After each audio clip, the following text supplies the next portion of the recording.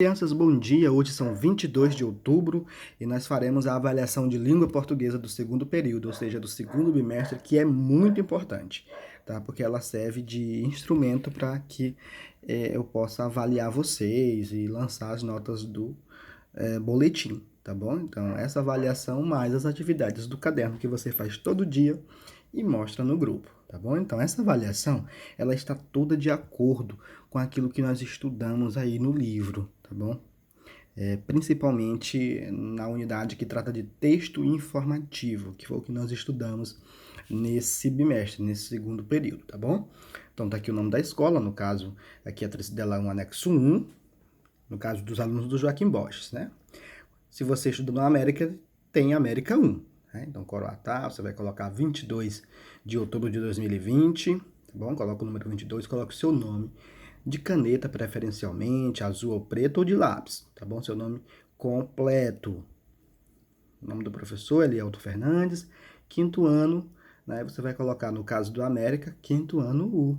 No caso do Joaquim Borges, quinto ano A. É isso? Então vamos lá. Avaliação de língua portuguesa, segundo período, questões objetivas. Nessas questões, você só pode marcar uma alternativa, tá bom? Somente uma alternativa em cada uma dessas questões você vai marcar, tá bom? Com seu lápis, certo? Então, leia o texto abaixo. Lições em casa. Você já notou que muitos bichos preferem ficar em turma? Vivendo em grupo, os mais velhos protegem os mais novos. E os filhotes aprendem a encarar a vida na mata, observando os adultos. Com os humanos acontece a mesma coisa. Rodeado pelos familiares, nos sentimos protegidos. Deles recebemos carinho, cuidados e aprendemos uma porção de coisas. Isso é verdade, né? Nós aprendemos sempre convivendo com o outro. E no caso das crianças, elas aprendem a fazer coisas inovadoras ou mesmo cotidianas com os adultos, tá bom? Então nós aprendemos alguma coisa porque nós vemos alguém fazer, tá bom? Então esse texto aqui, criança, ó, ele tem a finalidade. Quando eu falo de finalidade, ele tem a função de quê?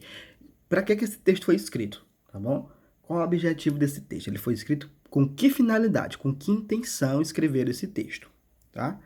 Esse texto foi feito para ensinar uma brincadeira? Se você acha que é isso, vai marcar a letra A.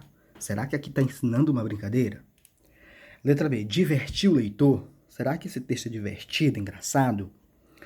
Letra C, fazer um convite? Será que esse texto está convidando você para fazer alguma coisa ou algo? Né? Ou será que esse texto tem a finalidade de informar sobre alguns hábitos? Qual é a alternativa que você acha que melhor diz sobre a finalidade desse texto, do texto Lições em Casa? Tá bom? Muito interessante esse texto. Aí nós vamos para a segunda questão. Leia o texto. Né? O texto fala de Tífon, mitologia grega. Tá? É um texto da mitologia dos gregos. É um titã conhecido como o pai dos terremotos e dos ventos ferozes. Lembra aí, Tífon. Tá? Ele é um titã conhecido como o pai dos terremotos e dos ventos ferozes. Uma criatura tão poderosa que até os deuses tinham medo dele. Segundo a lenda narrada por Hesíodo, Tífon foi criado para acabar com Zeus e o Olimpo. Venceu a primeira luta contra seu oponente, mas foi derrotado na segunda vez em que se enfrentaram. Tá? Esse texto aqui é de Daniel Mologny e Lucas Marques. Certo? Vamos lá. Uma característica da linguagem usada nesse texto é emprego. Criança, qual é a linguagem? Tá? De que forma o autor escreve esse texto? Ele usa que linguagem? Tá? É uma linguagem com termos técnicos? Será que aqui existem termos técnicos? Tipo termos científicos nesse texto? Letra B. Será que tem uma linguagem mais formal, uma linguagem de acordo com a língua portuguesa, uma linguagem culta, né? Sem palavras erradas? O que você acha? Letra C. De rima. Será que esse texto aqui tem rimas? Tá? Será que ele é um texto tipo uma poesia? Letra D. Gírias. Será que esse texto aqui tem gírias? né? Tipo, pode crer. Tipo, bora ver. E aí, parceiro, existe gírias nesse texto? Ou será que ele é um texto mais formal, né? Então você vai fazer a análise da linguagem que os autores, Daniel Mologny e Lucas Marques, utilizaram nesse texto aqui. Qual é o tipo de linguagem que está sendo utilizado?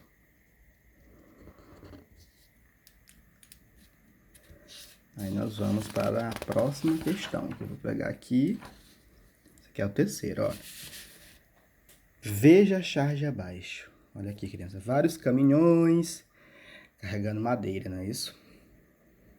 Na Amazônia. E aí tem um garoto que diz o seguinte: olha a Amazônia aí, gente. Esses carros já estão voltando, carregados de madeira. Esses ainda estão indo, não é? Ainda estão vazios. O texto faz uma crítica pertinente. Esse texto aqui, criança, ele é verbal e não verbal. Ele é verbal porque tem essa expressão dentro do balão. Olha a Amazônia aí, gente, né? Esses carros estão dentro da Amazônia, que é a maior a maior floresta do planeta Terra inteiro, né? Esses daqui já estão carregados. Então o texto faz uma crítica pertinente. Letra A, ao desmatamento da floresta amazônica. O que esse texto aqui está criticando? O desmatamento da floresta amazônica, ao cuidado indevido do motorista do caminhão com a criança. Letra C, à falta de espaço para que a criança possa brincar. Ou letra D, ao uso correto dos recursos naturais. Então, o que esse texto que é verbal e não verbal? Verbal porque tem essas palavras, é não verbal porque tem as imagens. O que esse texto aqui está criticando, criança? Né? Número 4. Leia o texto que segue. O desperdício da água. Quando abrimos uma torneira, não estamos apenas consumindo água. Estamos também alimentando a rede de esgoto, para onde vai praticamente toda a água que consumimos. No ano 2000, os seres humanos estarão consumindo aproximadamente 150 bilhões de metros cúbicos de água por ano e gerando 90 bilhões de metros cúbicos de esgoto. Quando a gente gasta água, tá grande, quando a gente usa água, automaticamente a gente cria esgoto, tá? Isso é óbvio. Então, o consumo de água cresce a cada dia, mas a quantidade de água disponível para o consumo do planeta não cresce. Vocês sabem disso, né? Nós usamos água todos os dias e esse uso é crescente, tá? Mas nós temos uma porcentagem muito pequena de água doce no nosso planeta, tá bom? Em um futuro não muito distante haverá escassez, ou seja, falta da água. Alguns hábitos devem ser adquiridos em nosso cotidiano, tais como fechar a torneira ao escovar os dentes, cuidar para que as torneiras fiquem fechadas de forma correta, reaproveitar a água da lavagem da roupa para lavar o quintal, por exemplo. Um pequeno filete de água escorrendo um dia inteiro por um vazamento pode equivaler ao consumo diário de água de uma família de 5 pessoas. Né? E não é muito difícil a gente ver por aí, pela rua, né? Vazamentos, né, crianças? Nas ruas, os canos quebrados. Então, segundo o texto, é preciso reduzir o desperdício de água. É preciso gastar menos água. Por quê que é preciso? Letra A, porque a água usada para lavar roupa deve ser reaproveitada. Letra B, algumas famílias têm menos de 5 pessoas. Porque o consumo cresce, mas a água disponível no planeta não aumenta, por isso, será? Letra D, quando abrimos uma torneira não consumimos apenas água. Por que que é preciso reduzir o desperdício da... Por que é preciso reduzir o desperdício de água, criança, hein? De acordo com esse texto. Por que é preciso reduzir? Só uma alternativa é correta. Quinto, leia a frase substituindo cada figura pelo nome correspondente. Então, no Natal, comi o quê? Né? Com, de sobremesa, em calda. Certo? Aí você vai completar com o nome das figuras. Certo? Tá aqui, ó. Então, a acentuação correta do nome de cada figura na frase é. Então, é peru, abacaxi e pêssego. Né? Será que a palavra pêssego aqui está correta? Da forma como ela está aqui, eu não posso ler pêssego, porque não tem acento aqui. Do jeitinho que tá aqui, eu tenho que ler pé cego. Será que eu falo pé cego? Isso tá correto? Letra B, será que é peru? Abacaxi sem acento e pêssego com o acento? Letra C, será que é peru com acento? Será que peru tem o acento? Abacaxi com acento, pêssego com acento? Letra D, será que é peru com acento, abacaxi sem acento e pé cego? Onde é que está correto, criança? Onde é que as palavras estão acentuadas direitinho? Você vai marcar a alternativa em que as palavras estão corretas. Todas têm que estar corretas, tá bom? Todas. Sexto, leia a sinopse do livro Alice no País das Maravilhas. A sinopse, criança, é um pequeno resumo, tá, de um livro para que o autor, ou para que o leitor se sinta curioso em ler o livro inteiro, tá bom? Então, o livro conta a história de uma menina chamada Alice, que seguiu um coelho que estava muito atrasado. Ao seguir o coelho, Alice caiu em um gigantesco buraco que a transportou para um lugar povoado por diferentes e misteriosas criaturas como o gato, o chapeleiro e a rainha de copas. Muito tempo depois, Alice descobriu que aquele buraco era o caminho para o País das Maravilhas. Certo? Você vai ler isso aqui com muita atenção, com muita paciência. Então, de acordo com a sinopse, qual era o caminho para o País das Maravilhas? De acordo com a sinopse, de acordo com o que você leu aqui, qual era o caminho para o País das Maravilhas? Você vai descrever. O caminho para o País das Maravilhas era isso, isso, isso e isso. Tá bom? Bem bonitinho, bem escrito aqui de lápis, tá bom? A prova não é para ser respondida de caneta, certo? Prova respondida de lápis. Então, você vai explicar tudo bem bonito aqui nessas linhas. Sétimo, faça a leitura do texto, um cardápio variado. Olha, esse texto é muito interessante e ele é um texto informativo, tá, criança? Quando eu digo isso, quando eu digo que o texto é informativo, prestem bastante atenção nisso. Quando eu digo que o texto é informativo, ele é igual aquele texto do elefante, é um texto verdadeiro. As informações que você vai ler são verdadeiras, não são invenções, tá? Não são narrações fictícias, não são poesias, não são poemas, tá? Não tem nada disso. Um texto informativo, ele traz informações que são comprovadas pela ciência, tá bom? Então, lá do elefante, tudo aquilo é verdade. E aqui que você vai ler, também tudo é verdade, por mais que não pareça, certo? Então, os besouros estão em toda parte do planeta. Para eles, a natureza é uma fonte inesgotável de alimentos. Veja só, o serrapau tem esse nome porque se alimenta de madeira. Então, por isso que ele se chama serrapau. Uma espécie é chamada de rola-bosta, por sua preferência por excrementos. Né? Esse já não gosta de madeira, esse já gosta de excrementos, ou seja, de fezes. É isso? De animais, por exemplo. Enquanto outra tem hábitos mais refinados. Ou seja, hábitos mais refinados são hábitos mais chiques. É isso? Posso dizer assim. Pois só come pétalas de flores. Olha, tem uns que se alimentam de madeira, tem uns que se alimentam de fezes e tem aqueles que se alimentam de pétalas de rosas. Olha que interessante. O bicudo e a broca são terríveis para a lavoura do algodão. O bicudo come a flor antes dela abrir-se. Olha só, criança, o bicudo é um inseto, tá? Ele come a florzinha do algodão antes dela se abrir. Enquanto a broca ataca a raiz do algodão. Vai lá na raiz, enfraquecendo a planta. A joaninha é outro inseto, lindo, né? Mas é um inseto. A joaninha, que também é um besouro, ajuda a combater as pragas das plantações. Não sei se você sabia disso, tá? Ela chega a comer cerca de 20 pulgões por dia. Por isso que ela ajuda, porque ela come os pulgões, né? Que matam as plantas. Então elas vão lá e comem. Se elas comem, então elas estão ajudando, né, isso as lavouras. Né, isso porque destrói as pragas que tem por lá, certo? Há também besouros que adoram uma biblioteca. Olha que interessante isso. Há também besouros que adoram uma biblioteca, mas ali não vão para uma boa leitura, e sim para devorar os livros.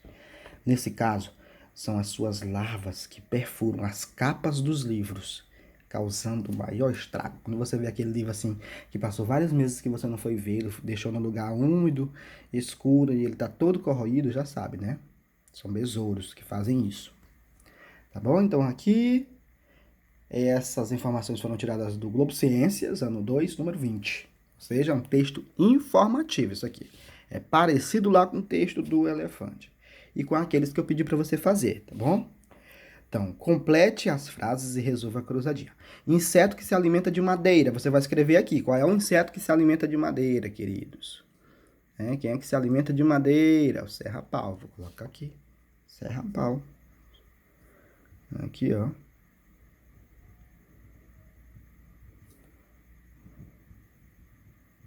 Certo? Você vai fazer tudo isso. Inseto que, de acordo com seus hábitos, tem preferência por excrementos, que gostam de fezes. Você vai colocar lá. Inseto que ajuda a combater as pragas nas plantações. Aquele inseto que come os pulgões, você vai colocar aqui. Inseto que se alimenta das flores do algodão. Você vai colocar também aí. Deixa eu ir para a próxima página. Aqui. Inseto terrível para a lavoura de algodão, atacando a raiz da planta. Quem é que ataca a raiz da planta? E depois você vai colocar as respostas nessa cruzadinha. Por exemplo, na número 1, olha o que foi que eu coloquei na número 1. Olha, eu coloquei na número 1 serra-pau, não foi isso? Porque eu li, eu entendi o texto, coloquei serra-pau. Então eu vou pegar aqui e vou completar a cruzadinha. Serra.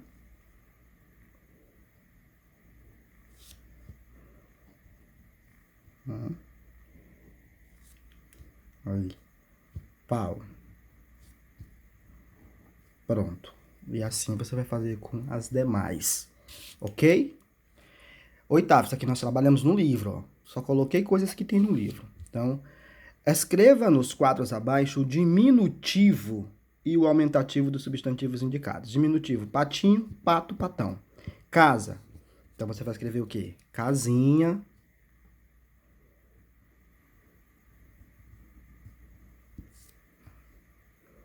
E a casa grande. Não é casão não, viu?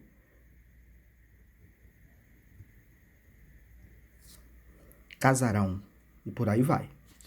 Nono, escreva a palavra que você usaria para representar os adjetivos de modo intenso. Ou seja, é a mesma coisa que a gente trabalhou no livro, lembra? Eu fiz isso com vocês lá. Então, aquela família é muito feliz. Uma família muito feliz é felicíssima. Olha aí, ó. Aquela família é muito feliz. Alguém que é muito feliz, criança, é felicíssimo. Então, aquela família é felicíssima. Letra B. A minha cidade é bela. Como é que fica? Então, a minha cidade... Se a minha cidade é bela,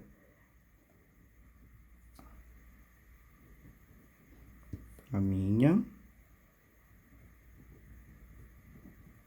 cidade é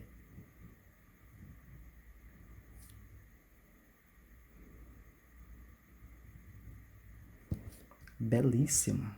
Se é bela, é porque é belíssima, tá bom? Você vai fazer as coisas do mesmo jeitinho, tá? Aqui, ó. As outras. O Gustavo é muito chato. Gustavo é como? Meu irmão é extremamente inteligente. Você vai completar.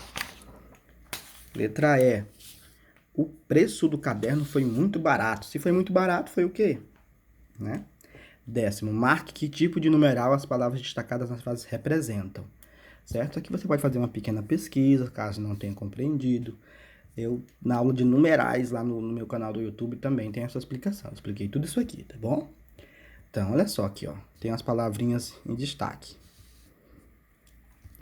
Joana tomou 2 sorvetes. 2 é um numeral cardinal, ordinal, multiplicativo ou fracionário. Cardinal é se eu fizer uma contagem. Ordinal é se eu colocar ordem. Multiplicativo é se eu multiplicar. Dobro, triplo, quádruplo. E fracionário é se eu falar de metade, de terça parte, entendeu? Terço. Então, diga aqui, ó. Joana tomou 2 sorvetes. Eu estou contando o número de sorvetes. Se eu estou contando, criança, esse numeral aqui, ó, 2 é cardinal. Eu vou marcar cardinal. Certo? Bem aqui, ó. Eu vou colocar sublinhe na prova de vocês, que eu esqueci, ó. Sublinhe isso aqui, a palavra oitavo, ó. Certo? Oitavo. Então, por que é cardinal aqui? Porque eu estou contando, dizendo que ela tem 2 sorvetes. Certo? E por aí vai. Carlos passou em terceiro lugar. Terceiro é uma contagem, é uma ordem, é uma multiplicação ou é uma fração? A Alan mora no 8º andar. Isso é uma contagem, é uma ordem, ele morar no 8º. É uma multiplicação, uma fração. Chupei 1/3 da laranja. Ó, 1/3. Será que isso é uma contagem? É uma ordem? É uma multiplicação ou é uma fração? Uma fração da laranja? Né? Meu celular tem o dobro de funções a mais que o seu. É uma contagem? É uma ordem? É uma multiplicação, né, de ter o dobro? Ou é uma fração? Boa atividade e boa sorte. Nos encontramos no grupo.